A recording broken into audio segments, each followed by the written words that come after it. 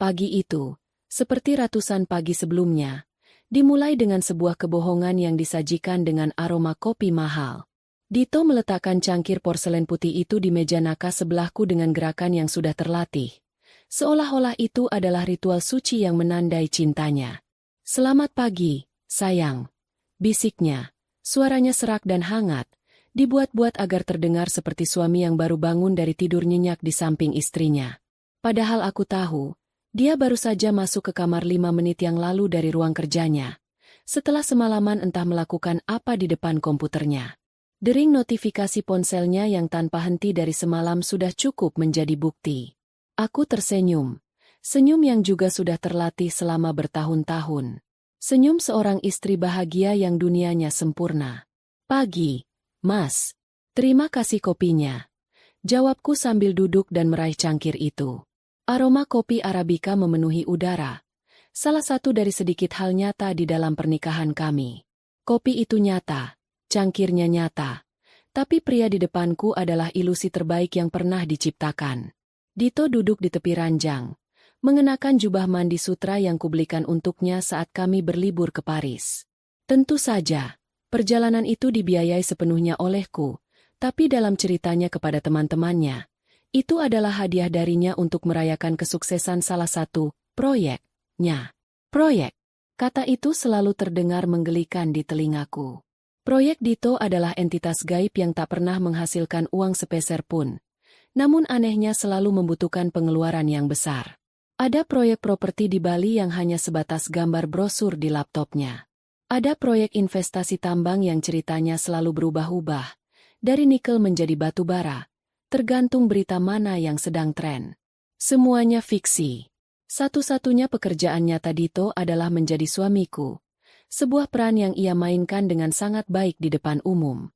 Ia tampan, menawan, dan pandai bicara. Ia adalah aksesori yang sempurna untuk seorang wanita sukses sepertiku. Setidaknya begitu anggapan orang-orang. Mereka tidak tahu, aksesori ini harganya sangat mahal dan perawatannya menguras emosi. "Aku ada pertemuan penting hari ini, Ran," katanya sambil merapikan rambutnya yang sedikit berantakan. "Dengan investor dari Singapura. Kalau deal ini berhasil, kita bisa beli villa yang di puncak itu." Ia menatapku, matanya berbinar seolah sedang membicarakan masa depan kami. Aku hanya mengangguk, pura-pura antusias. Villa di puncak, seperti juga apartemen di Singapura dan kondominium di Jakarta Selatan, adalah bagian dari dongeng pengantar tidurnya untukku. Dongeng yang dulu sempat ku percaya. Dulu, di awal pernikahan kami, aku dibutakan oleh cinta. Aku melihatnya sebagai pria ambisius yang hanya butuh sedikit dorongan modal untuk terbang tinggi. Aku memberinya modal, koneksi, dan seluruh kepercayaanku. Tapi sayapnya ternyata terbuat dari lilin. Ia terlalu cepat puas dengan kemewahan yang kuberikan, dan lupa caranya berusaha. Kemalasannya terbungkus rapi dalam fasad kesibukan palsu. Ruang kerjanya di rumah adalah saksi bisu. Ruangan yang ia sebut sebagai pusat komando bisnis.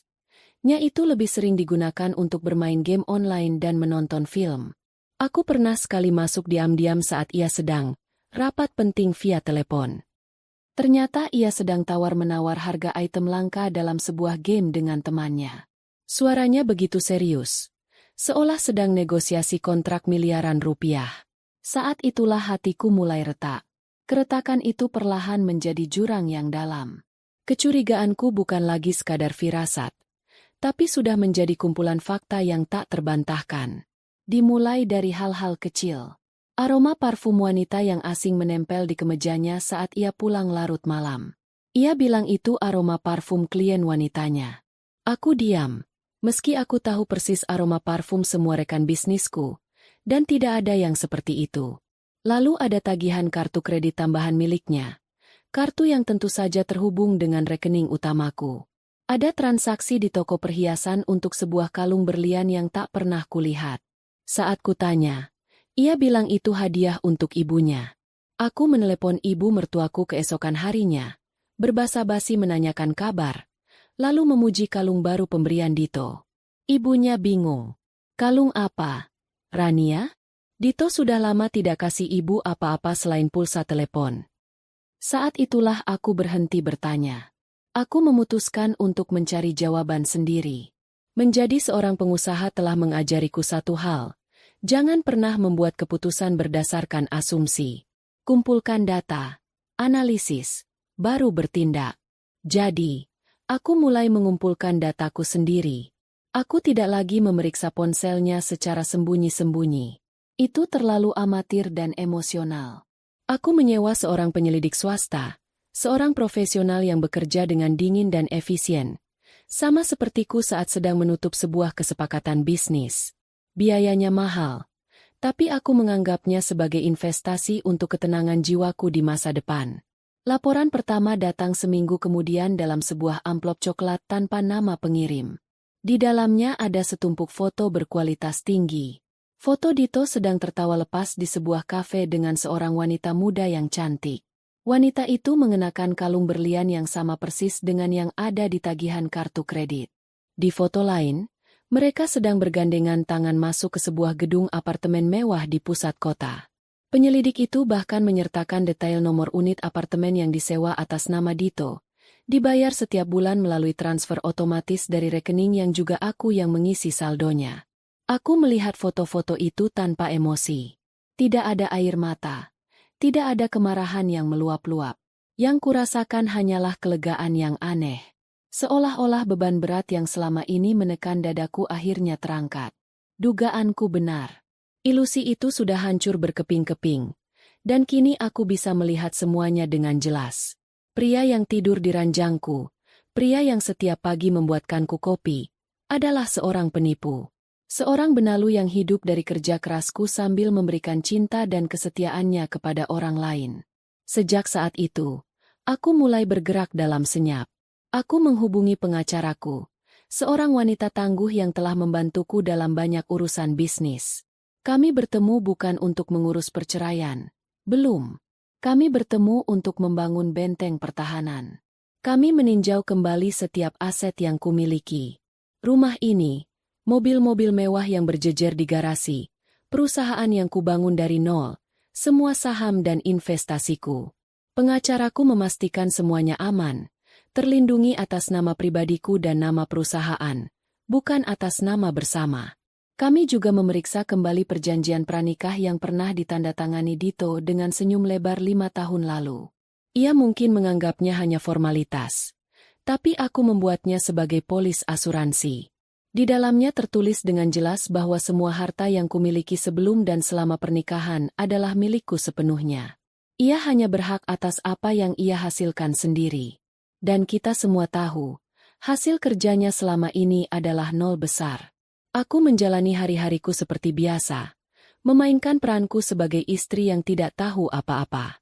Aku tetap tersenyum saat dia bercerita tentang proyeknya. Aku tetap memberinya uang saku bulanan yang ia sebut sebagai dana operasional. Aku membiarkannya menggunakan mobil sport milikku untuk pergi menemui kliennya. Aku sedang memberinya tali yang panjang, membiarkannya menggali lubangnya sendiri semakin dalam. Aku menunggu momen yang tepat, sebuah panggung besar di mana aku bisa menjatuhkan tirai sandiwara ini untuk selamanya.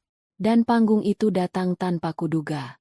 Sore itu, Dito pulang dengan sebuket besar bunga lili putih, bunga kesukaanku. Ia memelukku dari belakang saat aku sedang memeriksa laporan keuangan di laptop. Sayang, jangan kerja terus, katanya.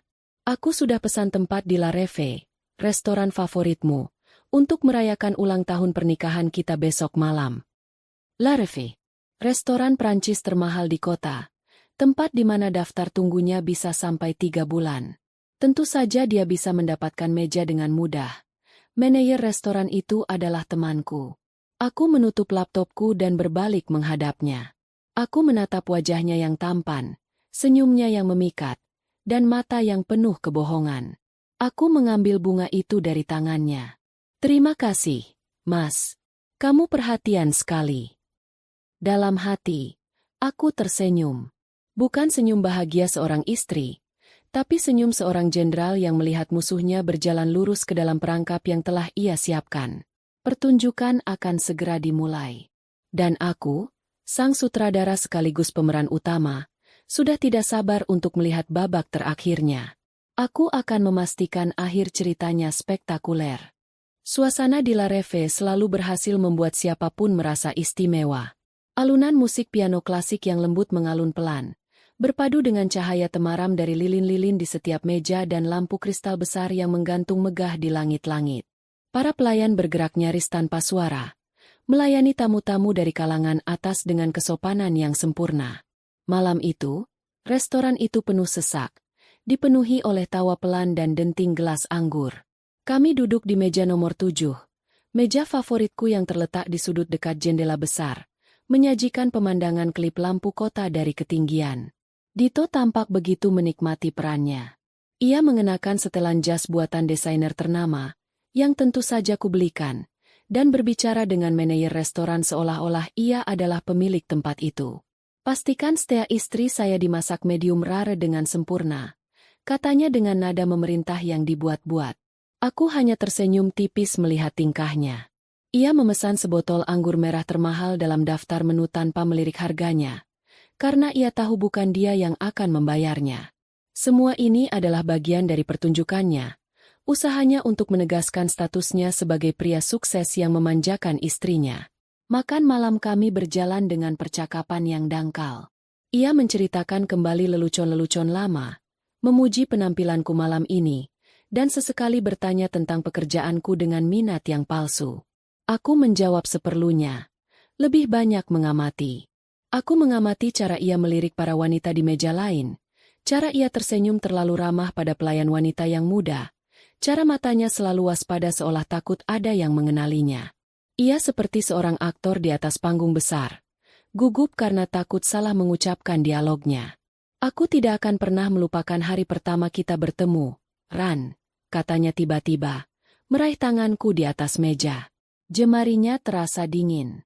Kamu begitu cantik, berdiri di lobi kantor sambil memarahi seseorang di telepon. Galak, tapi entah kenapa aku langsung jatuh cinta. Aku menatap matanya, mencari sedikit saja sisa ketulusan di sana, tapi tidak kutemukan. Yang ada hanya kilat perhitungan. Ia sedang mencoba membangkitkan nostalgia. Mungkin merasa aku sedikit dingin malam ini. Aku tidak galak, Mas. Aku hanya tegas. Jawabku datar. Iya, tegas. Dan itu yang membuatku kagum. Ia melanjutkan, tidak terpengaruh oleh nada bicaraku. Kamu wanita yang kuat. Aku beruntung memilikimu. Ia mengangkat gelas anggurnya. Untuk 5 tahun yang luar biasa. Dan untuk 50 tahun lagi ke depan bersama. Aku mengangkat gelasku, tetapi tidak mengatakan apa-apa. Aku hanya meminum anggurku dalam diam, membiarkan kata-katanya yang kosong menggantung di udara. Saat itulah aku merasakannya. Perasaan seperti sedang diawasi. Aku melirik ke sekeliling restoran dengan santai, dan mataku menangkapnya. Seorang wanita yang duduk sendirian di bar, sekitar 10 meter dari meja kami. Ia tidak minum. Ia hanya duduk tegak sambil menatap lurus ke arah kami. Ke arah Dito. Aku langsung mengenalinya dari foto-foto yang diberikan oleh penyelidik swasta. Di dunia nyata, ia tampak lebih muda dan lebih berambisi. Ia mengenakan gaun merah ketat yang terlalu mencolok untuk suasana elegan di La Reve. Riasannya tebal, dan rambutnya ditata dengan semprotan rambut yang berlebihan. Setiap jengkal penampilannya meneriakkan, lihat aku kaya. Sebuah penampilan yang ironis, karena aku tahu persis gaun dan tas yang dipakainya dibeli menggunakan kartu kredit tambahanku. Dito, yang sedang asyik bercerita tentang rencana liburan kami ke Yunani, belum menyadarinya. Aku sengaja memotong ceritanya. Mas, sepertinya ada yang memperhatikanmu dari tadi, kataku dengan nada pelan, sambil melirik ke arah bar dengan ujung mataku. Dito mengikuti arah pandanganku. Seketika, wajahnya berubah. Senyumnya membeku, dan warna kulitnya menjadi sedikit lebih pucat di bawah cahaya lilin. Ia tampak terkejut, panik, dan marah sekaligus. Ia berdeham, mencoba mengembalikan ketenangannya. Siapa? Aku tidak kenal. Katanya terlalu cepat. Sebuah kebohongan yang sangat kentara. Wanita itu, Vika, seolah mendapatkan isyarat dari tatapan kami. Ia berdiri dari kursinya dan mulai berjalan menuju meja kami.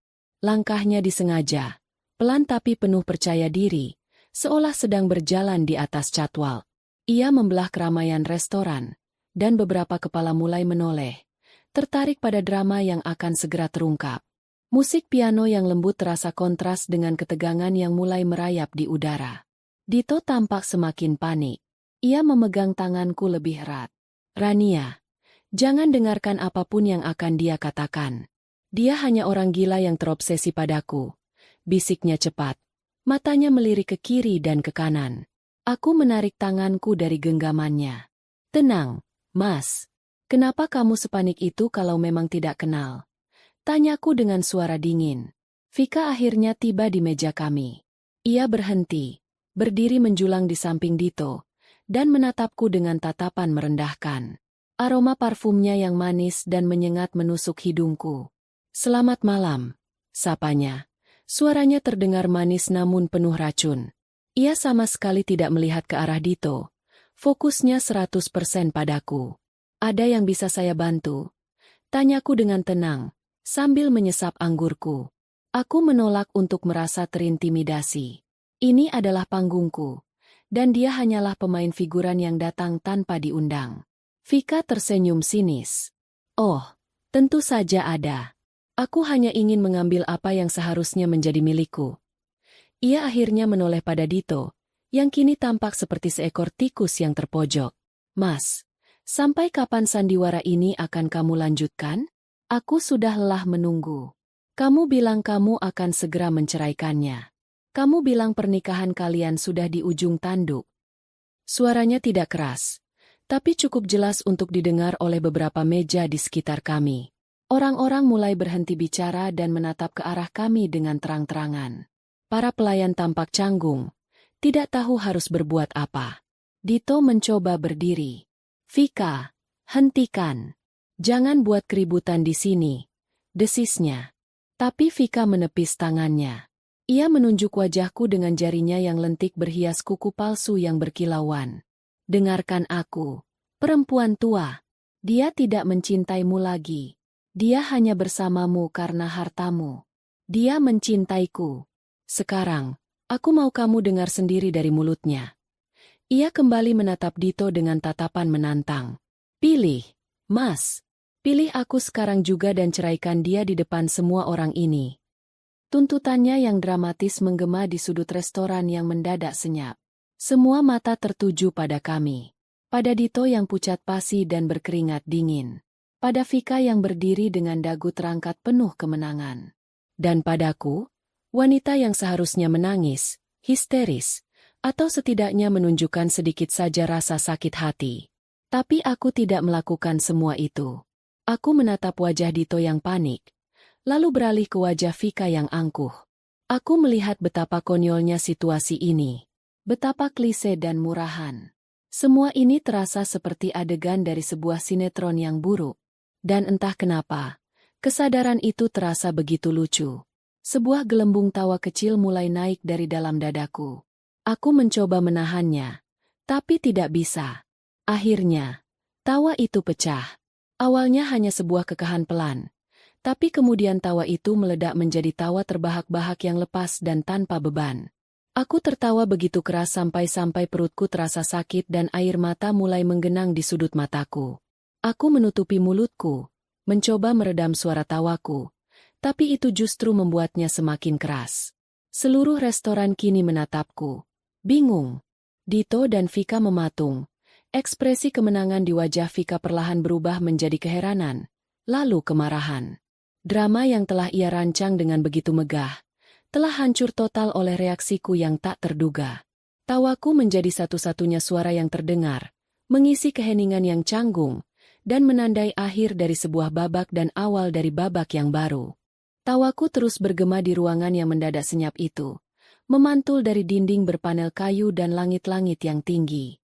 Itu bukan tawa bahagia, bukan juga tawa histeris penuh kepedihan. Itu adalah tawa pembebasan. Tawa seorang tahanan yang akhirnya melihat pintu selnya terbuka lebar. Setiap kekekahan adalah simbol dari setiap kebohongan yang telah kutelan, setiap kecurigaan yang kupendam, dan setiap rasa sakit yang telah kuubah menjadi kekuatan. Aku menatap dua orang di hadapanku yang kini mematung dengan ekspresi yang tak ternilai harganya. Vika, yang beberapa detik lalu tampak seperti seorang dewi kemenangan, kini wajahnya dipenuhi kebingungan dan amarah karena merasa dipermainkan. Sementara Dito, suamiku, wajahnya adalah kanvas dari teror murni. Ia tampak seperti seseorang yang sedang berdiri di tepi jurang dan baru saja merasakan tanah di bawah kakinya longsor. Perlahan, aku menghentikan tawaku. Aku menarik napas dalam-dalam, menyeka setitik air mata yang keluar dari sudut mataku karena terlalu banyak tertawa. Aku kembali menjadi Rania yang biasa mereka kenal di dunia bisnis. Tenang, terkendali, dan memegang semua kartu. Keheningan kembali menyelimuti meja kami. Namun kali ini keheningan itu terasa berat, penuh dengan antisipasi. Para pengunjung di meja sekitar, yang tadinya hanya mencuri pandang, kini menatap kami tanpa malu-malu, seolah sedang menonton babak final sebuah pertandingan yang menegangkan. Aku menatap Vika, memberinya senyum termanisku, senyum yang biasanya kuberikan kepada klien sebelum aku menghancurkan proposal mereka. "Maafkan saya," kataku dengan suara lembut. "Saya tidak bermaksud menertawakan Anda. Saya hanya merasa geli dengan situasi ini. Dramanya begitu klasik." Vika tampak tersinggung. "Apa maksudmu? Tidak ada yang lucu di sini," hardiknya, mencoba merebut kembali kendali situasi. "Oh, tentu saja ada yang lucu," balasku. "Lucu karena Anda datang ke sini, membuat keributan, dan meminta sesuatu yang sebenarnya tidak Anda pahami sama sekali nilainya." Aku berhenti sejenak, membiarkan kata-kataku meresap. Lalu, aku mencondongkan tubuhku sedikit ke depan, seolah akan membagikan sebuah rahasia. "Jadi, Anda mau suami saya?" tanyaku lagi, kali ini dengan nada yang lebih serius. Vika mengangguk ragu, seolah tidak yakin kemana arah pembicaraan ini.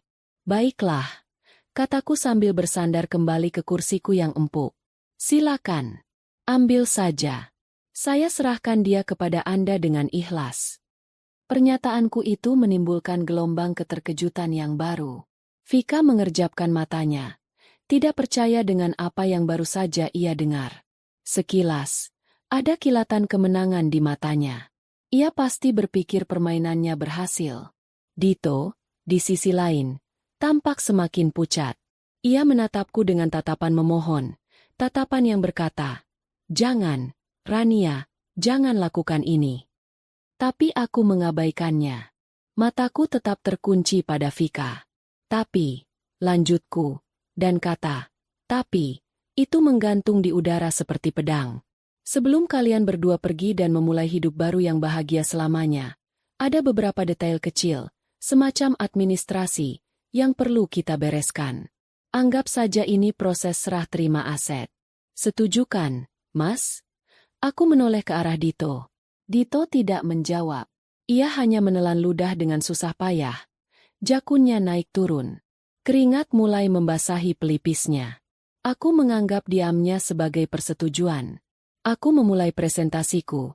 Sama seperti saat aku memaparkan rencana bisnis di depan dewan direksi, runut dan tak terbantahkan. "Mari kita mulai dari hal yang paling sering kalian gunakan bersama. Mobil sport hitam yang terparkir di bawah, yang tadi Mas Dito pakai untuk menjemput saya, dan mungkin kemarin dia pakai untuk menjemput Anda," kataku sambil menunjuk Vika dengan daguku. "Mobil itu terdaftar atas nama PT Adi Jaya Sentosa, perusahaan saya. Mas Dito bisa menggunakannya karena dia terdaftar sebagai suami direktur utama. Jadi, anggap saja itu fasilitas kantor. Dan karena sebentar lagi dia akan mengundurkan diri dari jabatannya sebagai suami saya, maka fasilitas itu tentu harus dikembalikan ke perusahaan. Anda paham kan, Mbak? Standar operasional prosedur di mana-mana sama." Wajah Vika mulai berubah. Senyum kemenangannya memudar, digantikan oleh kerutan kebingungan di dahinya. Ia melirik Dito, seolah meminta konfirmasi, tapi Dito hanya menunduk menatap piringnya yang masih penuh. Aku melanjutkan. "Lalu yang kedua, tempat tinggal. Saya tahu Mas Dito menyewa sebuah unit apartemen yang sangat bagus di pusat kota. Interiornya indah, pemandangannya juga. Tempat yang nyaman untuk bersantai, bukan? Aku tersenyum lagi. Saya tahu karena saya yang menandatangani surat perintah transfer otomatis untuk pembayaran sewanya setiap bulan, dari rekening saya. Jadi, setelah bulan ini berakhir, mungkin kalian harus segera mencari tempat tinggal baru. Atau mungkin Mbak Vika mau melanjutkan pembayarannya? Saya bisa berikan nomor telepon pemilik gedungnya kalau mau.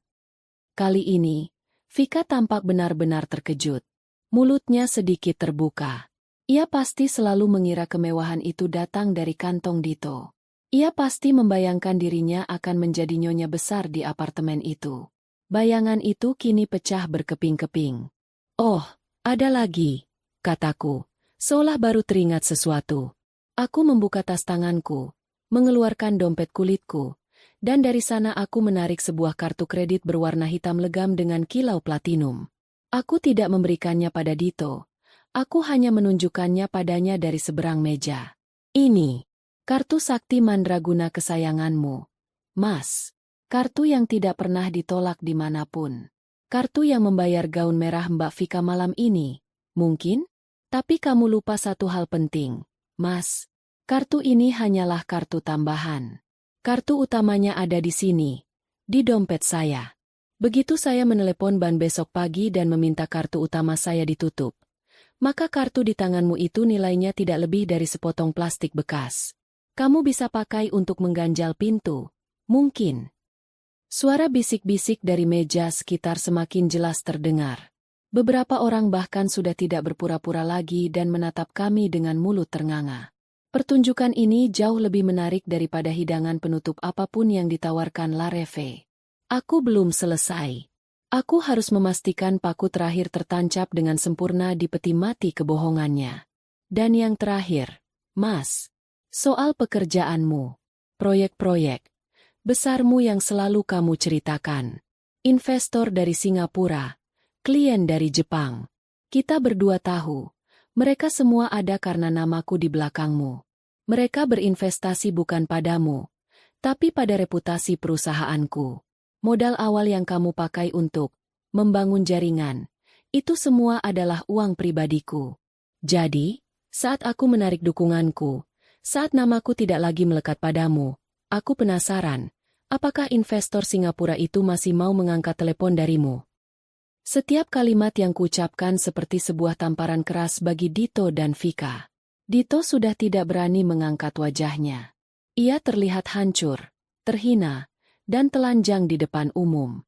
Seluruh bangunan kebohongan yang ia bangun dengan susah payah selama bertahun-tahun, kini telah kuruntuhkan hanya dalam waktu kurang dari 5 menit. Sementara Vika, ia menatap Dito dengan tatapan tak percaya yang perlahan berubah menjadi kemarahan dan rasa jijik. Ia menatap Dito seolah baru pertama kali melihat wujud aslinya.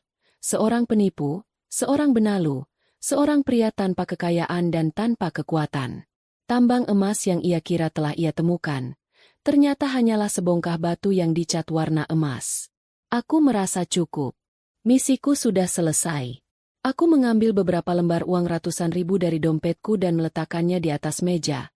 Lebih dari cukup untuk membayar semua makanan dan anggur mahal yang dipesan Dito. Aku berdiri dengan anggun, merapikan gaunku. Saya rasa urusan kita di sini sudah selesai. Kataku dengan suara yang tenang dan final. Aku menatap Dito yang masih tertunduk.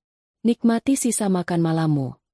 Lalu, aku beralih ke Vika untuk terakhir kalinya. Matanya membelalak ngeri saat aku menatapnya. Dan Anda, kataku. Selamat. Anda menang. Anda mendapatkan pria idaman Anda. Aku tersenyum tipis. Selamat menikmati dia.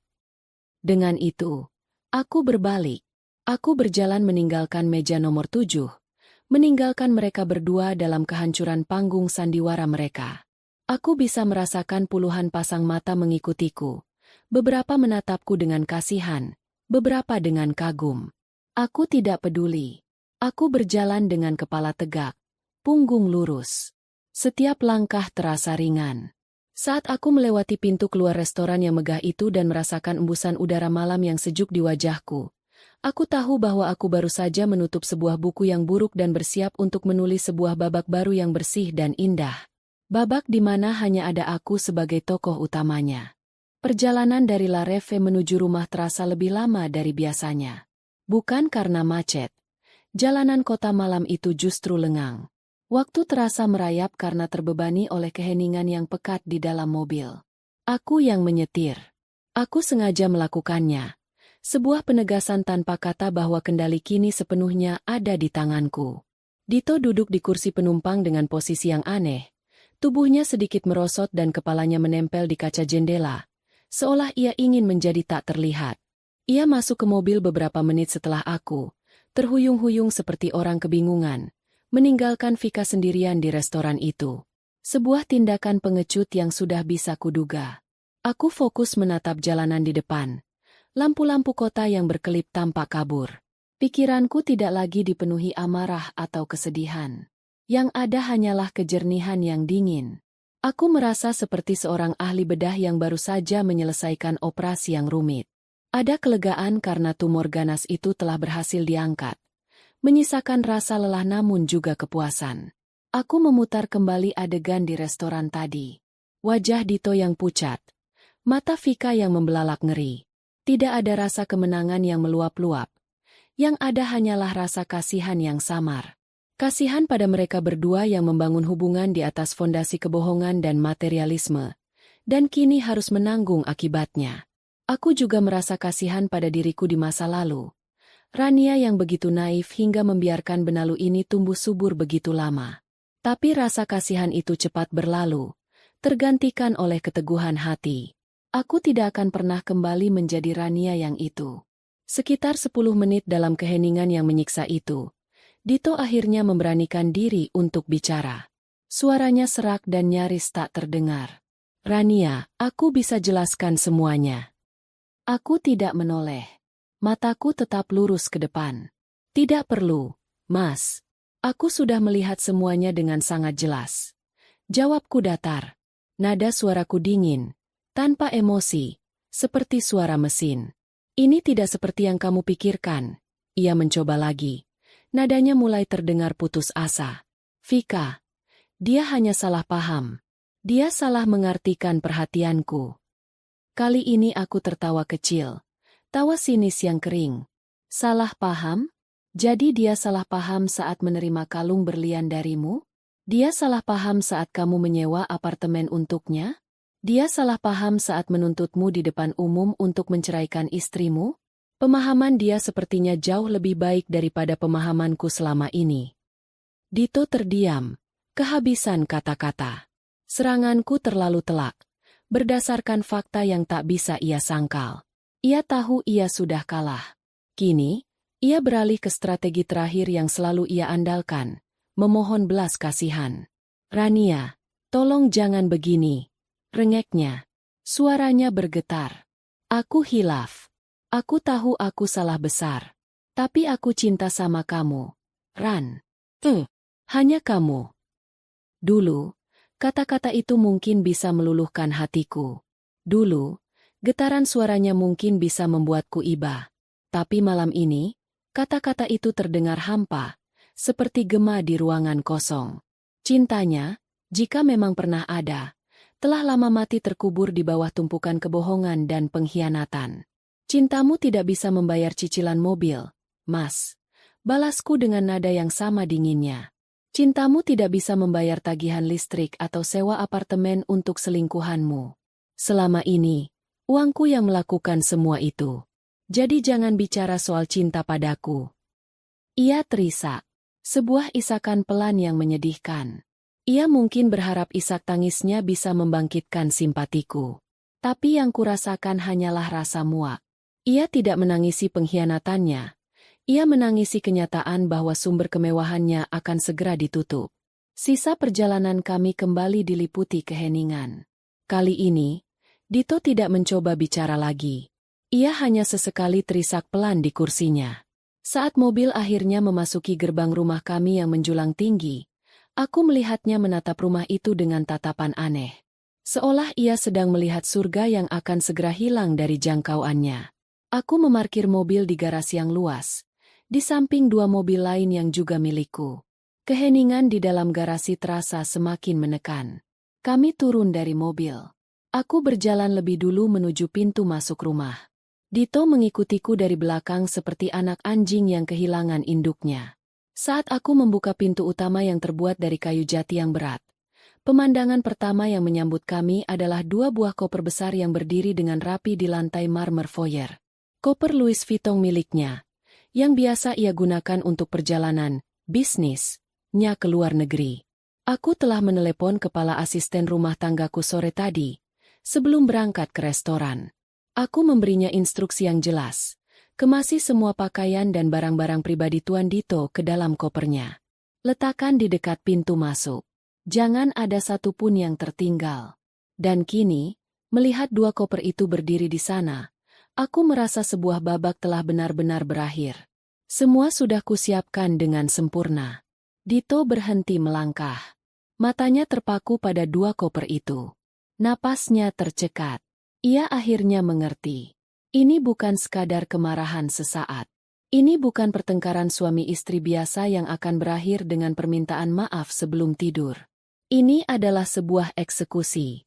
Apa maksudnya ini, Ran? Tanyanya. Suaranya gemetar hebat. Aku menatapnya tanpa ekspresi. Maksudnya sudah jelas. Mas, barang-barangmu sudah kukemasi. Silakan pergi dari rumah ini. Kamu tidak bisa melakukan ini, serunya. Kepanikannya kini berubah menjadi kemarahan yang putus asa. Ini rumah kita. Kamu salah, jawabku dengan tenang. Buka lagi dokumen properti kita. Sertifikat rumah ini atas nama Rania Ayuwardani. Nama gadis saya. Rumah ini kubeli dengan uang hasil kerja kerasku jauh sebelum aku mengenalmu. Jadi, ini rumah saya. Dan saya tidak mau ada benalu lagi yang tinggal di dalamnya. Wajahnya memerah karena marah dan terhina. Setelah semua yang kita lalui bersama, kamu tega mengusirku seperti ini? Ia mencoba menggunakan kartu sentimental. Kartu terakhir yang ia punya. Justru karena semua yang sudah kita lalui, aku melakukan ini, balasku tajam. Aku sudah selesai, Dito. Aku sudah selesai menjadi bank berjalanmu. Aku sudah selesai mendanai kehidupan gandamu. Aku sudah selesai dengan semua kebohonganmu. Ia maju selangkah, mencoba meraih tanganku. Rania, kumohon. Aku mundur selangkah. Menghindari sentuhannya seolah itu adalah api. Rasa jijik menjalari tubuhku. Jangan sentuh aku. Ia luruh ke lantai. Ia berlutut di hadapanku. Di atas lantai marmer yang dingin. Kepalanya tertunduk. Ampuni aku. Ran, beri aku satu kesempatan lagi. Aku akan berubah. Aku akan meninggalkan Vika. Aku akan melakukan apapun yang kamu minta. Pemandangan itu begitu menyedihkan. Seorang pria dewasa menangis dan memohon di kakiku. Tapi hatiku tidak tergerak sedikit pun. Aku sudah terlalu sering melihat aktingnya. Aku berjalan ke arah pintu, membukanya lebar-lebar, membiarkan udara malam masuk. Pergilah ke wanita pilihanmu. Mas, bukankah kamu mencintainya? Bukankah dia yang kamu inginkan? Sekarang waktunya kamu buktikan cintamu. Mulailah hidup baru kalian dari nol. Tanpa uangku, tanpa fasilitas dariku. Buktikan bahwa cinta kalian memang sejati. Aku berjalan ke meja kecil di dekat pintu, mengambil dompet dan kunci mobil sedan tuanya, mobil yang ia miliki sebelum kami menikah. Aku melemparkannya ke lantai di dekatnya. Di dalam dompet itu ada sisa uang tunai dari dana operasional yang kuberikan awal bulan ini. Tidak banyak. Tapi cukup untuk beberapa hari. Anggap saja itu pesangon dariku. Ia tidak bergerak. Ia hanya terus terisak di lantai. Aku sudah tidak tahan lagi melihatnya. Aku berjalan melewatinya dan berdiri di ambang pintu. Aku memberimu waktu 5 menit untuk mengambil kopermu dan pergi. Setelah itu, aku akan memanggil satpam untuk mengantarmu keluar. Dengan itu, aku menutup pintu di depan wajahnya yang berlinang air mata. Aku tidak membantingnya. Aku hanya menutupnya dengan pelan dan tegas. Bunyi, klik. Dari kunci otomatis yang mengunci terasa seperti suara terindah yang pernah kudengar. Itu adalah suara kebebasanku. Aku bersandar di pintu yang kokoh itu, memejamkan mata, dan menarik napas dalam-dalam. Untuk pertama kalinya setelah sekian lama, aku bisa bernapas dengan lega. Beban itu telah terlepas. Parasit itu telah disingkirkan. Rumah ini kembali menjadi milikku seutuhnya. Hidupku kembali menjadi milikku. Malam pengusiran itu adalah malam terpanjang dalam hidup Dito. Ia mengendarai sedan tuanya tanpa tujuan. Jendela terbuka membiarkan angin malam yang lembab menerpa wajahnya yang basah oleh air mata penyesalan dan penghinaan. Rumah megah itu, istananya selama 5 tahun terakhir, kini menjadi monumen kegagalannya yang menjulang angkuh di kaca spion. Setelah beberapa jam berputar-putar dalam kebingungan, hanya ada satu tempat yang bisa ia tuju. Satu-satunya pelabuhan yang tersisa, meskipun ia tahu badai sudah menunggunya di sana. Apartemen Vika. Kedatangannya di lobi apartemen yang catnya sedikit mengelupas dan berbau apa sudah merupakan sebuah tamparan keras. Ini bukan apartemen mewah yang ia sewa untuk pertemuan rahasia mereka. Ini adalah tempat tinggal Vika yang sesungguhnya. Sebuah unit sederhana di gedung kelas menengah yang berusaha keras terlihat modern. Saat Vika membuka pintu, wajahnya yang tadinya cemas langsung berubah menjadi topeng kemarahan. Ia tidak bertanya apakah Dito baik-baik saja. Ia tidak menawarinya minum. Ia langsung menyerangnya dengan rentetan tuduhan. Jadi benar? Semua yang dikatakan perempuan sihir itu benar. Desisnya, matanya menyala-nyala. Mobil itu bukan punyamu? Apartemen itu sewaan? Kamu tidak punya uang sepeser pun. Dito, yang lelah jiwa dan raga, hanya bisa mengangguk lemah. Ia melangkah masuk, menyeret 2 kopernya yang tampak tidak pada tempatnya di ruang tamu sempit yang penuh dengan perabotan murah dan hiasan-hiasan imitasi. Ledakan amarah Vika tak terhindarkan. Pembohong. Kamu pembohong besar. Dito. Kamu bilang kamu pengusaha sukses. Kamu bilang istrimu hanya menumpang hidup padamu. Ternyata kamu yang benalu. Ia memukul dada Dito berkali-kali, tapi pukulannya terasa lemah, lebih menunjukkan keputusasaan daripada kemarahan. Aku meninggalkan segalanya untukmu.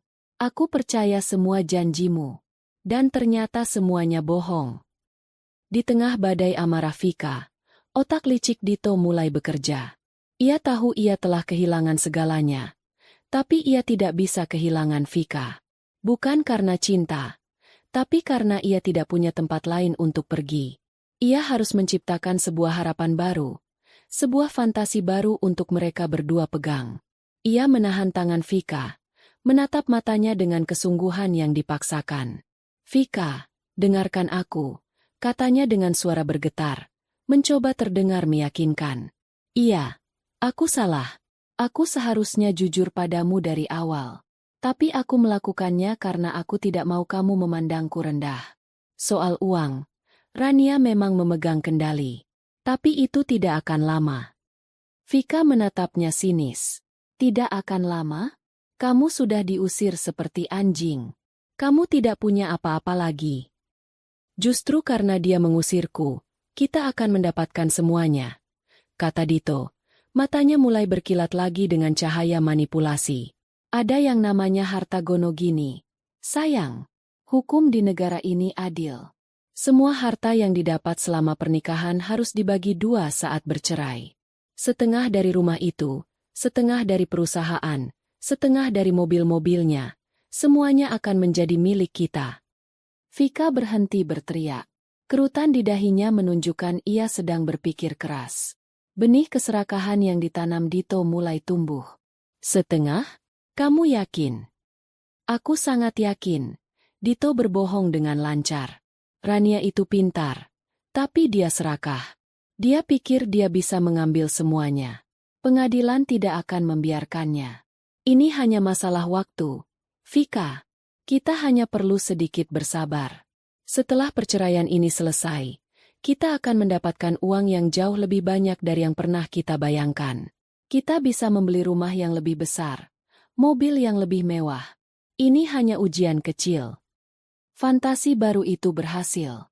Vika, yang dibutakan oleh keserakahan dan kebenciannya pada Rania, menelan umpan itu mentah-mentah. Amarahnya mereda, digantikan oleh semangat baru untuk berperang. Mereka tidak lagi melihat diri mereka sebagai pasangan selingkuh yang gagal, melainkan sebagai pejuang yang akan merebut hak mereka. Malam itu, mereka tidur di ranjang Vika yang sempit, bukan sebagai sepasang kekasih, melainkan sebagai dua orang konspirator yang menyusun rencana untuk merebut harta karun. Beberapa hari kemudian, mereka menyewa seorang pengacara. Bukan pengacara papan atas yang kantornya berada di gedung pencakar langit, karena mereka tidak punya uang untuk itu. Mereka menemukan seorang pengacara muda yang ambisius, yang kantornya berada di sebuah ruko sempit. Pengacara itu, dengan setelan jasnya yang sedikit mengkilap dan senyumnya yang terlalu lebar, mendengarkan cerita versi Dito dan langsung menjanjikan kemenangan besar. Ia terbuai oleh cerita tentang kekayaan Rania yang melimpah dan melihat ini sebagai kesempatan untuk mendapatkan nama dan komisi yang besar. Ia meyakinkan Dito dan Vika bahwa kasus mereka sangat kuat. Surat tuntutan resmi pun dilayangkan kepada pengacaraku. Isinya sangat agresif dan penuh percaya diri. Mereka menuntut pembagian 50% atas seluruh aset, mulai dari rumah utama, beberapa properti lain, seluruh saham di perusahaanku, koleksi mobil, perhiasan, hingga saldo di semua rekening bankku. Saat pengacaraku membacakan daftar tuntutan itu kepadaku melalui telepon, aku hanya tertawa. Pertemuan mediasi pertama diadakan 2 minggu kemudian di kantor pengacaraku. Sebuah ruangan konferensi yang dingin dan minimalis, didominasi oleh meja kayu besar. Aku datang bersama pengacaraku, seorang wanita parubaya yang tenang namun tatapan matanya setajam elang. Dito datang bersama pengacaranya yang tampak sedikit gugup berada di lingkungan yang jauh lebih mewah dari kantornya. Dito sendiri berusaha keras untuk terlihat percaya diri, mengenakan kemeja terbaiknya yang sudah mulai sedikit kusam. Selamat siang. Pengacaraku memulai pertemuan tanpa basa-basi. Kami telah menerima surat tuntutan dari pihak Anda. Daftarnya cukup panjang dan imajinatif. Pengacara Dito berdeham. Klien kami hanya menuntut apa yang menjadi haknya sesuai hukum yang berlaku, Bu.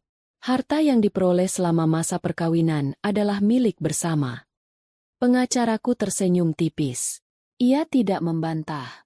Ia hanya membuka sebuah map tebal di hadapannya. Mari kita mulai dengan dokumen pertama. Ia menggeser sebuah dokumen berjilid rapi ke tengah meja.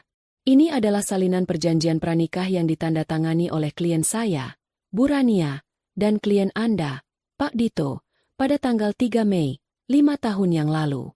Disaksikan oleh 2 notaris. Pengacara Dito mengambil dokumen itu dan mulai membacanya. Wajahnya yang tadi penuh percaya diri perlahan berubah. Dito, yang duduk di sebelahnya, tampak gelisah.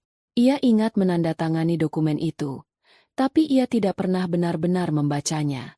Saat itu ia terlalu bahagia karena akan menikahi seorang wanita kaya raya. Jika Anda lihat di pasal 3, ayat 2, lanjut pengacaraku dengan suara tenang. Di sana tertulis dengan sangat jelas bahwa seluruh harta bawaan, yaitu aset yang dimiliki oleh masing-masing pihak sebelum menikah, serta semua hasil dan perkembangan dari harta bawaan tersebut selama masa perkawinan, tetap menjadi milik pribadi masing-masing pihak dan tidak akan dianggap sebagai harta bersama. Pengacara Dito menelan ludah. Tapi, bagaimana dengan aset yang dibeli selama masa pernikahan? Pertanyaan yang bagus, sahut pengacaraku. Ia membuka map kedua, yang jauh lebih tebal. Mari kita bedah satu persatu tuntutan Anda. Pertama, rumah di Jalan Cendana. Rumah itu lunas dibeli oleh klien saya 2 tahun sebelum beliau menikah. Ini bukti pembayaran lunasnya. Kedua, saham di PT Adi Jaya Sentosa.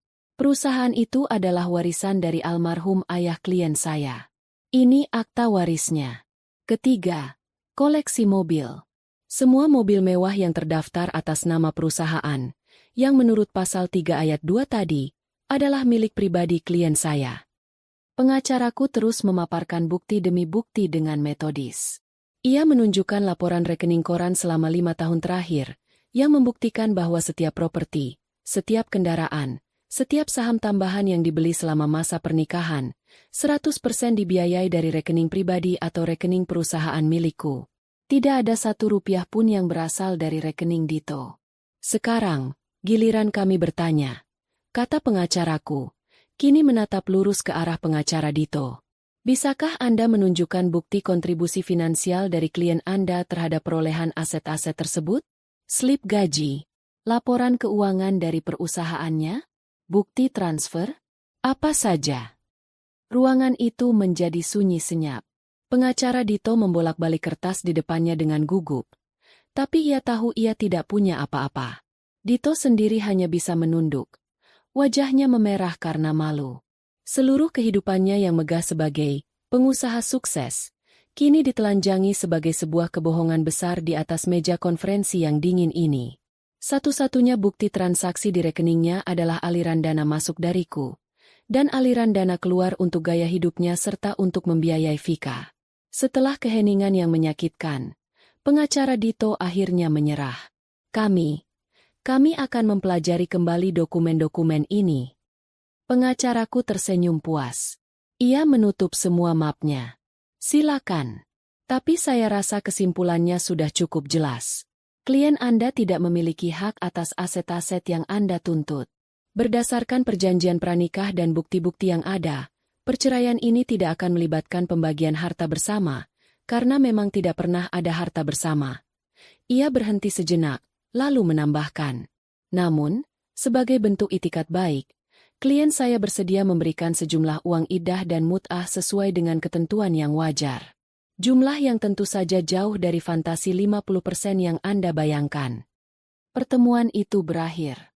Dito dan pengacaranya keluar dari ruangan dengan langkah gontai, seperti pasukan yang baru saja kalah telak dalam perang. Aku bahkan tidak perlu mengucapkan sepatah kata pun selama pertemuan itu. Dokumen dan fakta telah berbicara untukku. Saat aku melihat Dito berjalan di lobi, aku bisa melihat dari gestur tubuhnya bahwa gelembung harapan terakhirnya telah pecah. Mimpi untuk menjadi kaya raya dari perceraian ini sudah musnah. Yang tersisa kini hanyalah realita yang pahit dan seorang wanita pemarah yang menunggunya di apartemen sempitnya. Pertarungan mereka yang sesungguhnya baru akan dimulai. Perceraian itu akhirnya selesai dengan cepat dan senyap. Seperti yang sudah diduga, Dito tidak mendapatkan apa-apa selain sejumlah kecil uang kompensasi yang langsung habis untuk membayar sisa tagihan pengacaranya yang gagal total. Hari di mana surat cerai resmi keluar adalah hari di mana Dito secara resmi memulai babak baru hidupnya, babak kemelaratan. Ia memindahkan sisa barang-barangnya dari bagasi mobil ke dalam apartemen Vika, sebuah proses yang terasa seperti pemakaman bagi kehidupan lamanya.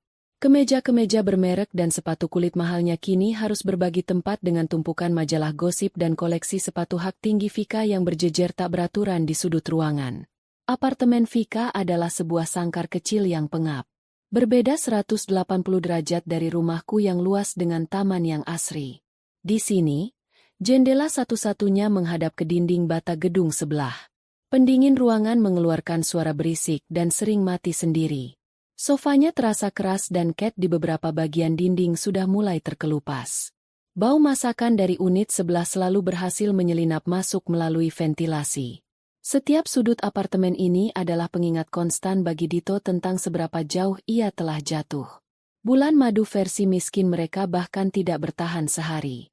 Pertengkaran hebat yang dimulai sejak kekalahan mereka di meja mediasi kini menjadi menu harian. Vika, yang mimpinya untuk menjadi nyonya kaya raya telah hancur lebur, melampiaskan semua frustrasinya pada Dito. Ia tidak lagi melihat Dito sebagai pangeran tampan yang akan menyelamatkannya, melainkan sebagai penipu ulung yang telah menyeretnya ke dalam lumpur. Jadi sekarang bagaimana? Hardik Vika suatu pagi, saat mereka hanya sarapan dengan roti tawar kering tanpa selai. Uang pesangon dari istrimu itu sudah habis. Tagihan sewa sudah jatuh tempo. Kamu mau kita tinggal di jalanan? Dito, yang sedang menatap kosong ke dinding, tersentak. Aku sedang berusaha. Vik, sabar sedikit. Sabar? Sabar? Vika tertawa sinis. Aku sudah cukup sabar menunggumu menceraikan istrimu. Dan apa yang kudapat? Ini. Hidup di kontrakan bau ini dengan seorang pengangguran. Ia melempar bungkus roti kosong itu ke arah Dito. Katanya kamu pebisnis hebat. Sana pergi cari uang. Lakukan sesuatu. Tekanan dari Vika memaksa Dito untuk menghadapi kenyataan yang selama ini ia hindari. Ia harus mencari pekerjaan. Sebuah pekerjaan nyata, bukan proyek-proyek fiktif yang biasa ia ceritakan. Dengan enggan, ia mulai menyusun daftar riwayat hidup. Ini adalah tugas yang sulit, karena seluruh karirnya adalah sebuah kebohongan. Ia mengisi kolom pengalaman kerja dengan jabatan-jabatan mentereng seperti konsultan investasi dan manajer pengembangan bisnis, tanpa bisa menjelaskan secara rinci apa yang sebenarnya ia kerjakan. Ia mencoba menghubungi kembali orang-orang yang dulu ia sebut sebagai koneksi bisnis. Orang-orang yang dulu sering ia traktir makan malam mahal dan minum-minum di bar hotel bintang 5. Hasilnya menyedihkan. Sebagian besar tidak mengangkat teleponnya. Beberapa yang mengangkat terdengar dingin dan menjaga jarak. Berita tentang perceraiannya dan fakta bahwa ia kini tidak lagi punya akses ke kekayaan Rania rupanya menyebar dengan cepat. Tanpa nama Rania di belakangnya, Dito hanyalah orang biasa yang tidak menarik. Ia mulai melamar pekerjaan secara online. Pekerjaan apa saja yang terlihat menjanjikan gaji besar. Tapi egonya yang tinggi menjadi penghalang terbesar. Ia merasa terlalu hebat untuk posisi staf penjualan atau administrasi. Ia hanya melamar posisi manajerial, posisi yang tentu saja membutuhkan pengalaman dan rekam jejak yang terbukti, sesuatu yang tidak ia miliki. Beberapa perusahaan yang kasihan memanggilnya untuk wawancara, tapi sesi itu selalu berakhir dengan bencana. Ia tidak bisa menjawab pertanyaan-pertanyaan teknis. Ia berbicara dengan arogan, seolah-olah perusahaan itulah yang seharusnya beruntung jika mempekerjakannya. Ia tidak sadar bahwa pesonanya tidak lagi bekerja tanpa didukung oleh setelan jas mahal dan mobil sport yang terparkir di luar. Penolakan demi penolakan mulai menggerogoti sisa-sisa kepercayaan dirinya. Setiap hari ia pulang ke apartemen dengan tangan hampa, dan disambut dengan omelan serta tatapan jijik dari Vika. Kehidupan mereka berubah menjadi neraka kecil. Mereka mulai menjual barang-barang yang tersisa. Jam tangan mewah milik Dito, yang merupakan hadiah ulang tahun dariku, terjual dengan harga murah untuk membayar sewa. Tas-tas bermerek milik Vika, yang juga dibeli dengan kartu kreditku, satu persatu dilego untuk membeli kebutuhan sehari-hari. Kemewahan palsu yang dulu menjadi identitas mereka kini luntur, menampakkan wujud asli mereka yang rapuh dan putus asa. Makanan mereka pun turun kasta. Dari steak dan anggur di La Reve, menjadi nasi dengan telur ceplok dan mie instan di apartemen sempit. Mobil sedan tua Dito sering mogok, dan mereka tidak punya uang untuk membawanya ke bengkel yang layak. Mereka mulai naik angkutan umum, berdesak-desakan dengan orang banyak di bawah panasnya matahari. Setiap detail kecil dari kehidupan baru mereka adalah sebuah penghinaan. Vika menjadi semakin pahit dan kejam. Ia sering membanding-bandingkan Dito dengan mantan-mantan pacarnya yang lain. Ia mengungkit-ungkit kembali semua janji manis Dito yang kini terdengar seperti lelucon. Kamu bilang kita akan keliling Eropa. Sekarang untuk bayar ongkos ojek saja kita harus patungan. Ejeknya suatu malam. Ini semua juga karena kamu. Balas Dito. Akhirnya meledak. Kalau saja kamu tidak membuat keributan di restoran malam itu, aku mungkin masih bisa membujuk Rania. Kamu yang merusak semuanya. Aku. Jadi kamu menyalahkanku. Vika berteriak. Kalau saja kamu bukan pembohong dari awal, kita tidak akan pernah ada di situasi ini. Kamu yang menipuku. Pertengkaran seperti itu menjadi musik latar kehidupan mereka. Tidak ada lagi cinta, gairah, atau bahkan rasa suka. Yang ada hanya penyesalan, kebencian, dan perasaan terperangkap satu sama lain. Mereka adalah dua narapidana di dalam sel yang mereka ciptakan sendiri. Suatu malam, saat Vika sudah tertidur dengan pulas setelah lelah menangis dan berteriak, Dito tidak bisa tidur. Ia mengambil ponselnya yang layarnya sudah retak. Dengan sisa kuota internet yang sekarat, ia membuka media sosial. Sebuah kebiasaan lama yang menyakitkan. Jarinya secara otomatis mengetikkan nama salah satu sahabat dekatku. Dan di sanalah ia melihatnya. Sebuah foto baru yang diunggah beberapa jam yang lalu. Foto itu diambil di atas sebuah kapal pesiar yang mewah, dengan latar belakang laut biru dan matahari terbenam yang spektakuler di suatu tempat di Yunani. Di tengah foto itu, aku berdiri sambil tertawa lepas.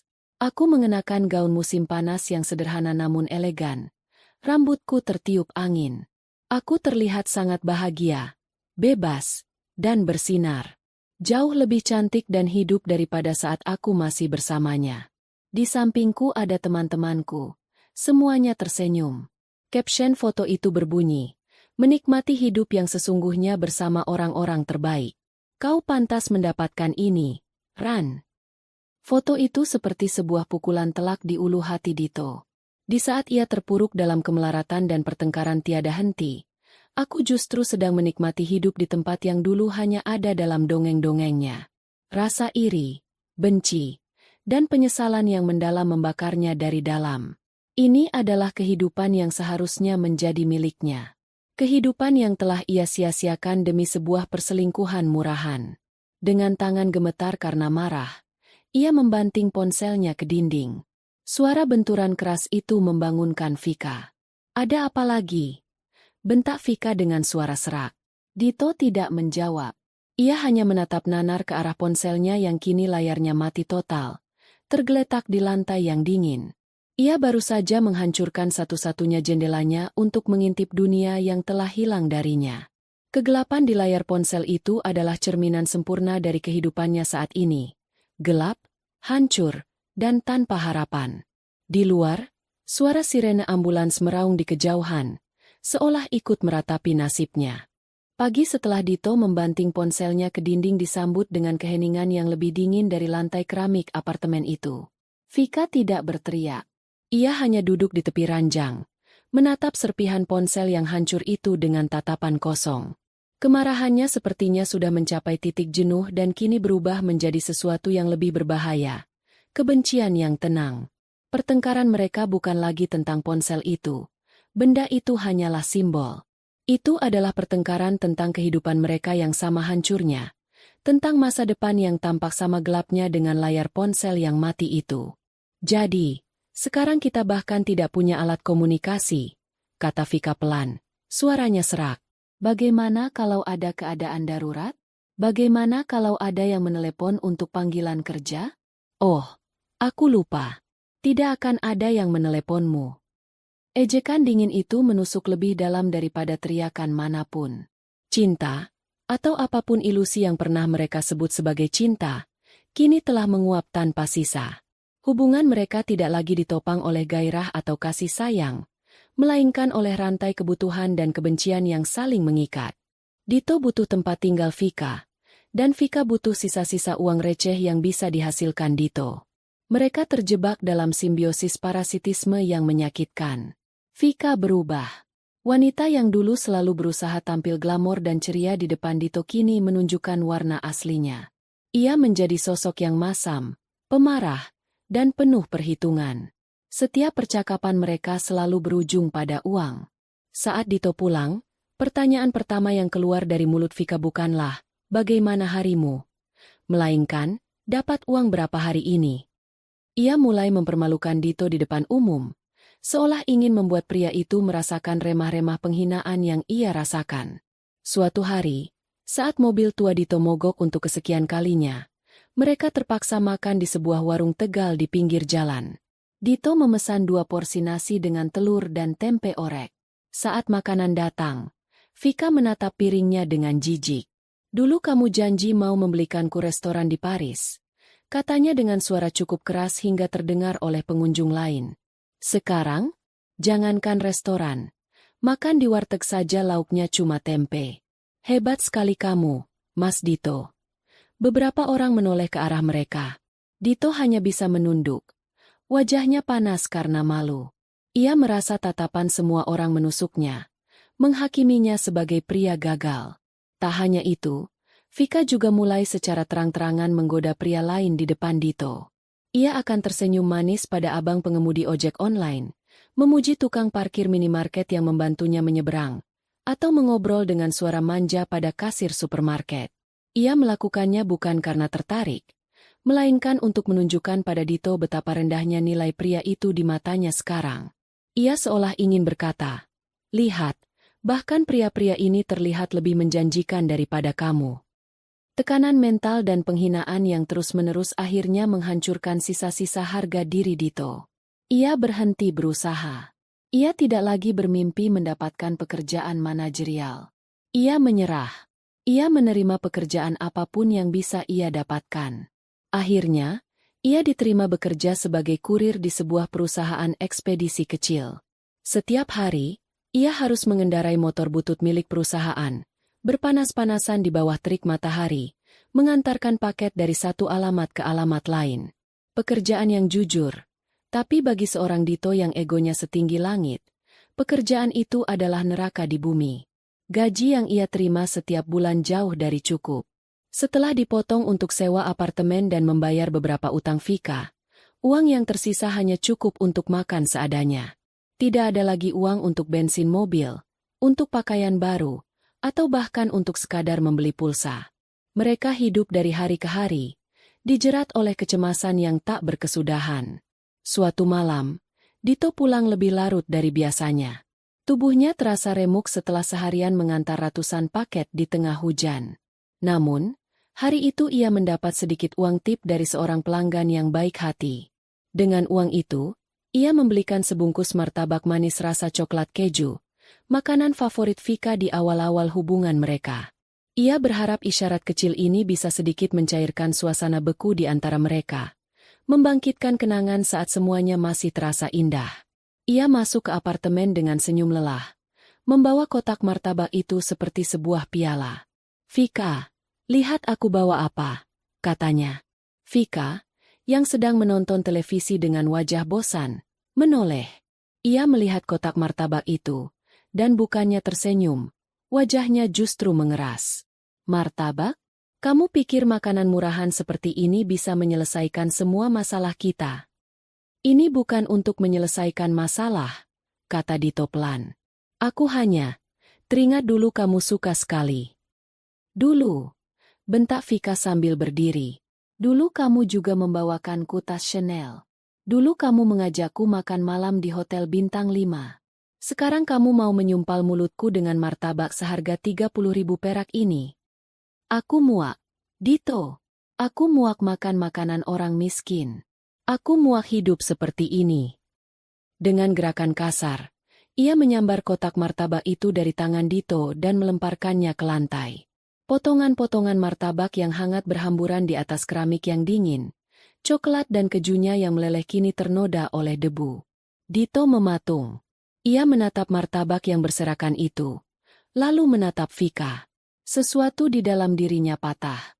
Isyarat kecilnya, satu-satunya hal baik yang bisa ia tawarkan hari itu, telah dilempar dan diinjak-injak begitu saja. Pada saat itu, sisa-sisa perasaan apapun yang mungkin masih ia miliki untuk Vika lenyap selamanya. Yang ada hanya kebencian yang dingin dan dalam. Ia akhirnya melihat Vika apa adanya. Seorang wanita dangkal yang tidak pernah mencintainya, yang hanya mencintai fantasi kekayaan yang ia tawarkan. Ia tidak berteriak. Ia tidak marah. Ia hanya merasa sangat, sangat lelah. "Kamu benar," katanya dengan suara kosong. "Seharusnya aku tidak membelinya." Ia berjalan melewati Vika, melewati martabak yang hancur di lantai. Ia masuk ke kamar, merebahkan diri di ranjang, dan memejamkan mata. Ia tidak ingin melihat Vika, tidak ingin berbicara dengannya. Ia hanya ingin menghilang. Di luar, suara televisi masih menyala. Tapi di dalam hati mereka, keheningan total telah mengambil alih. Mereka tidak lagi bertengkar, karena untuk bertengkar pun dibutuhkan sejenis energi dan kepedulian. Kini, yang tersisa di antara mereka hanyalah kehampaan. Mereka adalah dua orang asing yang berbagi atap, terikat bukan oleh cinta, melainkan oleh kegagalan bersama. Sementara kehidupan Dito dan Vika tenggelam dalam lumpur keputusasaan, duniaku justru sedang mekar. Perceraian itu bukan akhir bagiku, melainkan sebuah awal. Seperti sebuah pohon yang baru saja dipangkas dari dahan-dahan parasitnya, aku kini bisa tumbuh lebih tinggi dan lebih rimbun. Energi yang dulu kuhabiskan untuk mengkhawatirkan Dito, mencurigainya, dan menutupi kebohongannya. Kini bisa kusalurkan sepenuhnya untuk hal-hal yang benar-benar penting, diriku sendiri dan pekerjaanku. Pagi hariku tidak lagi dimulai dengan kepura-puraan. Aku bangun dengan pikiran jernih, menyeruput kopi pagiku sambil membaca berita bisnis global, bukan lagi sambil mencoba menguraikan teka-teki kemana suamiku pergi semalam. Di kantor, aku menjadi lebih tajam dan lebih fokus. Timku merasakan perubahan itu.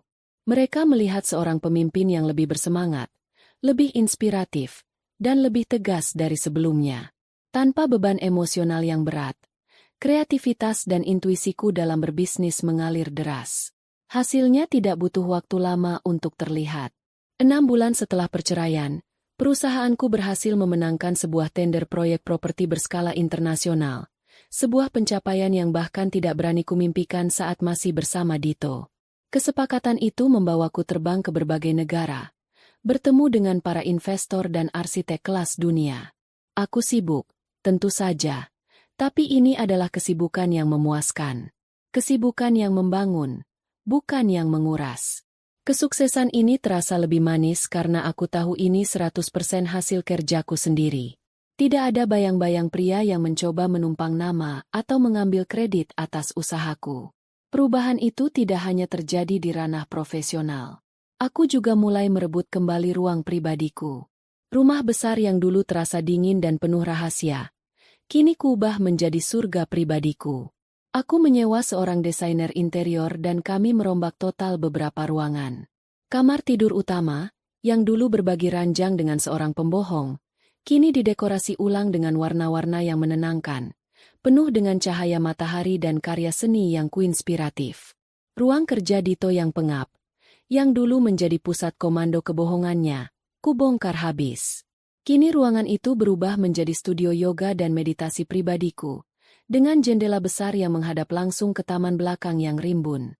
Setiap sudut rumah kini mencerminkan diriku, kuat, elegan, dan damai. Aku juga mulai menyulam kembali benang-benang persahabatan yang sempat merenggang. Aku menghubungi teman-teman lama, mengadakan makan malam di rumah, dan merencanakan liburan bersama. Perjalanan ke Yunani yang fotonya dilihat oleh Dito adalah salah satunya. Di atas kapal pesiar itu, di bawah langit Mediterania yang biru, dikelilingi oleh tawa tulus sahabat-sahabatku, aku merasakan sebuah kebahagiaan yang murni. Kebahagiaan yang tidak bergantung pada kehadiran seorang pria. Kebahagiaan yang datang dari dalam. Suatu sore, aku sedang minum teh di taman bersama Dewi, sahabat terbaikku sejak kuliah. Orang yang sama yang mengunggah foto liburan kami. Ia menatapku dengan lekat. Kamu terlihat berbeda, Ran. Lebih ringan, katanya. Aku tersenyum. Aku memang merasa ringan. Why? Selama bertahun-tahun, aku merasa seperti memikul beban yang bukan milikku. Beban egonya, beban gaya hidupnya, beban kebohongannya. Sekarang beban itu terangkat, dan aku baru sadar betapa beratnya semua itu. Apakah kamu pernah merindukannya? Tanya Dewi hati-hati. Aku berpikir sejenak, mencari-cari perasaan itu di dalam hatiku. Tapi tidak ada. Tidak, jawabku jujur. Aku tidak membencinya. Aku juga tidak mendoakannya yang buruk. Aku hanya tidak merasakan apa-apa lagi tentangnya. Dia seperti karakter dalam sebuah buku yang sudah selesai kubaca dan kusimpan kembali di rak. Ceritanya sudah usai. Dia sudah menjadi tidak relevan dalam hidupku. Pemulihanku juga menarik perhatian baru. Di salah satu acara amal yang kuhadiri, aku berkenalan dengan seorang pria bernama Adrian. Ia seorang arsitek ternama yang karyanya sudah kukagumi sejak lama. Adrian adalah antitesis dari Dito. Ia tenang, cerdas, dan berbicara dengan penuh isi. Ia tidak mencoba memikatku dengan pujian kosong. Sebaliknya, ia justru mengajakku berdiskusi tentang tren arsitektur berkelanjutan. Ia sukses atas usahanya sendiri, dan ia menatapku sebagai seorang rekan yang setara, bukan sebagai sebuah target atau sumber dana. Kami beberapa kali bertemu untuk minum kopi, membahas pekerjaan dan ide-ide. Tidak ada tekanan, tidak ada agenda tersembunyi. Hanya sebuah percakapan antara dua orang dewasa yang saling menghormati. Aku belum siap untuk sebuah hubungan baru. Tapi kehadiran Adrian mengingatkanku bahwa di luar sana ada pria-pria baik dan berkualitas. Kehadirannya membuatku sadar bahwa standarku telah naik. Aku tidak akan pernah lagi menerima sesuatu yang kurang dari yang sepantasnya kudapatkan. Suatu Sabtu sore, aku tidak punya jadwal apapun. Aku memutuskan untuk melakukan sesuatu yang sudah lama tidak kulakukan. Menyetir sendiri keliling kota tanpa tujuan. Aku membuka atap mobil cabrioletku, menyetel musik favoritku dengan volume keras, dan membiarkan angin sore menerbangkan rambutku. Aku melewati jalanan yang familiar, melihat gedung-gedung yang menjulang, dan merasakan denyut kehidupan kota. Aku merasa begitu hidup, begitu bebas. Tidak ada lagi kewajiban untuk mengirim pesan, sudah sampai mana. Tidak ada lagi kecemasan saat teleponku berdering. Aku adalah kapten dari kapalku sendiri, penentu arah tujuanku sendiri. Aku berhenti di sebuah kedai kopi kecil di pinggir jalan, memesan segelas es latte, dan duduk di luar sambil memperhatikan orang-orang berlalu lalang. Saat itulah aku melihat bayanganku di kaca jendela kedai kopi itu. Aku melihat seorang wanita yang santai, tersenyum sendiri tanpa alasan. Seorang wanita yang matanya tidak lagi menyiratkan kewaspadaan atau kesedihan, melainkan ketenangan dan rasa ingin tahu. Aku tidak lagi mengenali wanita yang menangis diam-diam di kamar mandi atau yang jantungnya berdebar setiap kali memeriksa tagihan kartu kredit suaminya. Wanita itu telah pergi, dan di tempatnya kini berdiri sosok baru yang lebih kuat. Aku mengangkat gelas kopiku, seolah bersulang untuk wanita di cermin itu. Aku bersulang untuk kebebasanku, untuk kekuatanku, dan untuk masa depan cerah yang terbentang luas di hadapanku. Beberapa bulan telah berlalu sejak foto liburanku di Yunani mengguncang dunia kecil Dito. Bagiku, waktu-waktu itu berlalu dengan cepat, dipenuhi oleh proyek-proyek baru, pertemuan-pertemuan penting, dan tawa bersama teman-teman. Aku telah menemukan ritme baru dalam hidupku, sebuah ritme yang damai dan produktif. Aku tidak lagi merasa kosong, sebaliknya, aku merasa utuh dengan caraku sendiri. Sore itu adalah salah satu sore yang langka di mana jadwalku benar-benar kosong. Setelah makan siang yang menyenangkan dengan Adrian, sang arsitek, kami berpisah dengan janji akan bertemu lagi minggu depan. Aku memutuskan untuk tidak langsung pulang. Aku ingin menikmati sisa hari itu untuk diriku sendiri. Aku mampir ke sebuah pusat perbelanjaan kelas atas, bukan untuk berbelanja, tapi karena di sana ada sebuah kafe dengan area taman terbuka yang sangat kusukai. Tempat itu tenang, dipenuhi oleh orang-orang yang sibuk dengan urusan mereka sendiri, tempat yang sempurna untuk sekadar duduk, minum kopi, dan menuangkan ide-ide baru ke dalam buku catatanku. Aku memilih sebuah meja di sudut yang sedikit tersembunyi, dinaungi oleh pohon Kamboja yang rindang. Aku memesan es kopi susu favoritku dan sepotong kue wortel. Udara sore itu hangat dengan semilir angin yang sejuk. Aku membuka buku catatanku, mulai membuat sketsa kasar untuk sebuah proyek sosial yang sedang kupikirkan. Aku begitu tenggelam dalam pekerjaanku, dalam duniaku sendiri, hingga aku nyaris tidak menyadari pemandangan di depanku. Di seberang jalan setapak taman itu, di dekat sebuah bangku umum, sebuah drama kecil sedang berlangsung. Sepasang kekasih sedang bertengkar. Pertengkaran yang buruk. Si wanita tampak sangat marah. Tangannya menunjuk-nunjuk ke wajah si pria. Sementara si pria hanya berdiri dengan bahu merosot, tampak lelah dan kalah. Pemandangan seperti itu sebenarnya cukup umum. Tapi ada sesuatu dari postur tubuh mereka yang terasa familiar. Aku menyipitkan mata, mencoba melihat lebih jelas. Dan saat itulah jantungku seolah berhenti berdetak sesaat. Aku mengenali mereka. Itu Dito dan Vika. Penampilan mereka adalah sebuah kejutan yang menyedihkan. Waktu dan kesulitan tampaknya telah mengukir jejaknya dengan kejam di wajah mereka. Dito, pria yang dulu begitu peduli pada penampilannya, kini terlihat kuyu. Rambutnya sedikit panjang dan tidak tertata. Ia mengenakan kemeja yang warnanya sudah pudar dan celana jeans usang. Ia tampak jauh lebih tua dari usianya. Keangkuhan yang dulu menjadi ciri khasnya telah lenyap, digantikan oleh aura keputusasaan. Vika juga tak jauh berbeda. Gaun ketat yang dipakainya adalah imitasi murahan dari sebuah merek terkenal. Warnanya terlalu mencolok dan jahitannya tidak rapi. Riasan di wajahnya tebal namun tidak berhasil menutupi lingkaran hitam di bawah matanya. Rambutnya yang dulu selalu tertata sempurna di salon, kini terlihat kering dan sedikit berantakan. Mereka berdua tampak seperti versi parodi dari diri mereka yang dulu. Sepasang boneka manekin yang telah dibuang dari etalase mewah ke tumpukan barang obral. Aku tidak bisa mendengar dengan jelas apa yang mereka perdebatkan, tapi aku bisa menebaknya.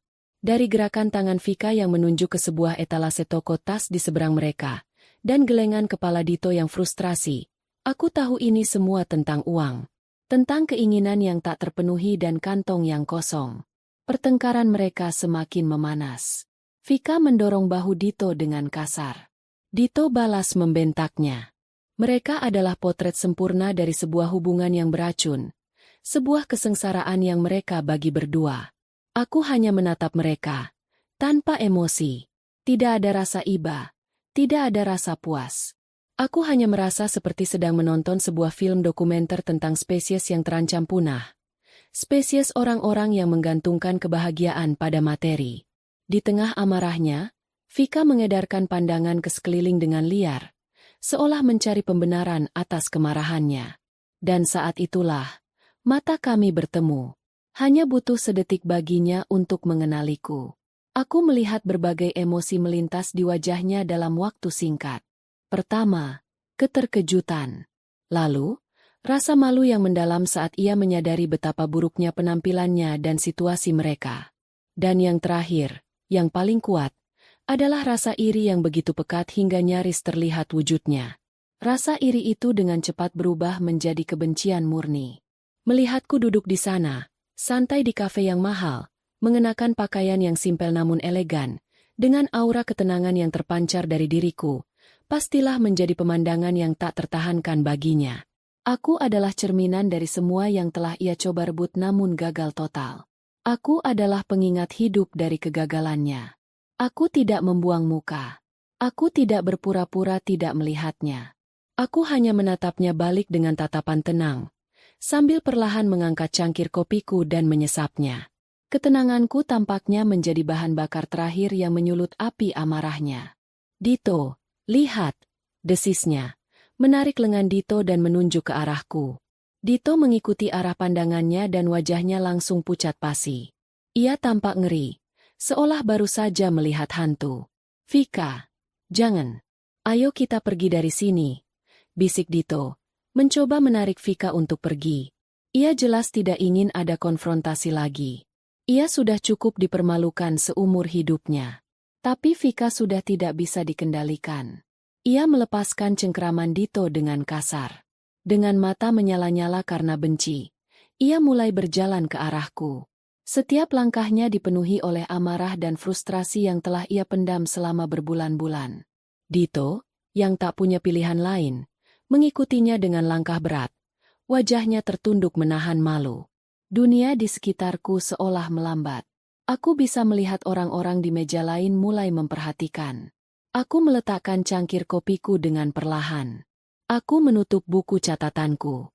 Aku melipat tanganku di atas meja. Aku menunggu. Aku bukan lagi wanita yang sama seperti di La Reve. Aku tidak akan tertawa. Aku tidak akan menangis. Aku akan menghadapi mereka dengan kekuatan yang telah kutemukan dalam diriku. Vika akhirnya sampai di mejaku. Ia berdiri menjulang di hadapanku. Napasnya terengah-engah karena emosi. Dito berdiri beberapa langkah di belakangnya. Tampak seperti seorang terdakwa yang menunggu vonis. Tanpa mengucapkan sepatah kata pun, Vika menggebrak meja kayuku dengan telapak tangannya. Braak! Cangkir kopiku sampai terlonjak, menumpahkan sedikit isinya ke atas piring kecil. Beberapa pengunjung kafe terkesiap kaget. Pertunjukan telah dimulai. Puas kamu sekarang, teriak Vika. Suaranya melengking dan bergetar karena amarah. Semua mata kini tertuju pada kami. Babak terakhir dari drama menyedihkan ini akan segera dipentaskan, dan kali ini, aku yang akan menulis naskahnya hingga akhir. Teriakan Vika menggantung di udara sore yang tadinya tenang. Semua aktivitas di kafe itu seolah berhenti. Para pelayan mematung. Para pengunjung menoleh serempak. Kami bertiga berada di pusat perhatian. Sebuah sorotan yang tidak kuinginkan tapi sudah kusiapkan untuk kuhadapi. Dito di belakang Vika tampak ingin menenggelamkan dirinya ke dalam tanah. Wajahnya yang pucat kini memerah karena campuran antara malu dan ketidakberdayaan. Vika tidak memberiku waktu untuk menjawab. Ia melanjutkan rentetan tuduhannya. Suaranya semakin keras dan putus asa. Ini semua gara-gara kamu.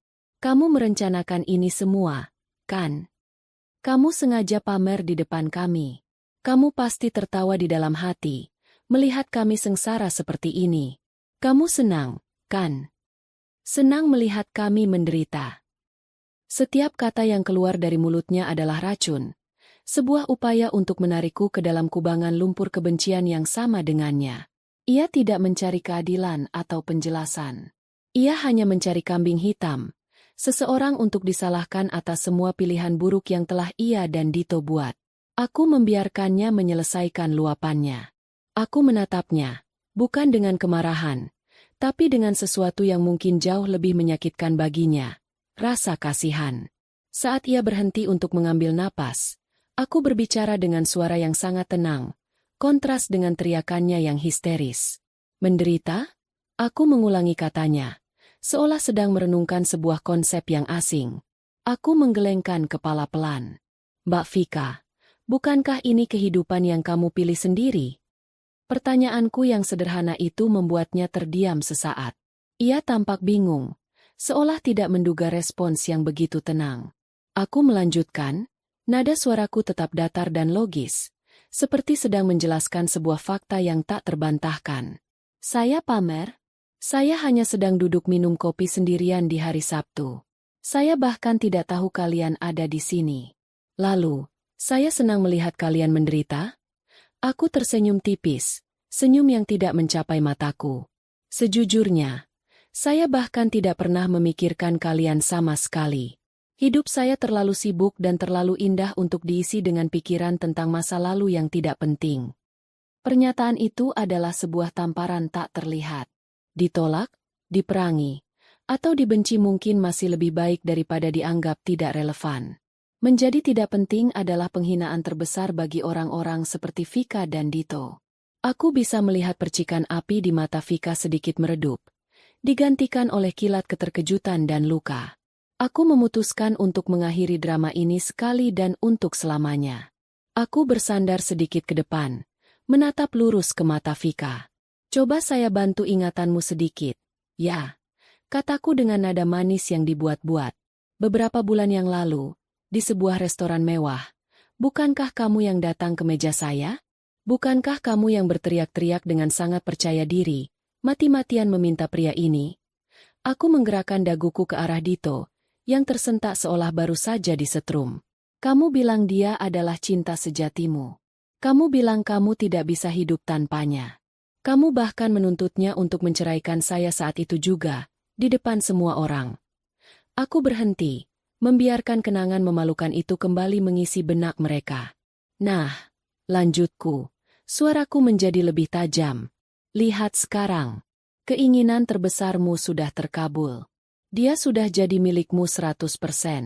Tidak ada lagi Rania yang menjadi penghalang.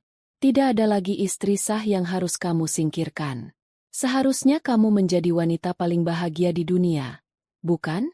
Kenapa sekarang kamu malah datang ke sini dan berteriak-teriak seperti orang gila padaku? Vika tidak bisa menjawab.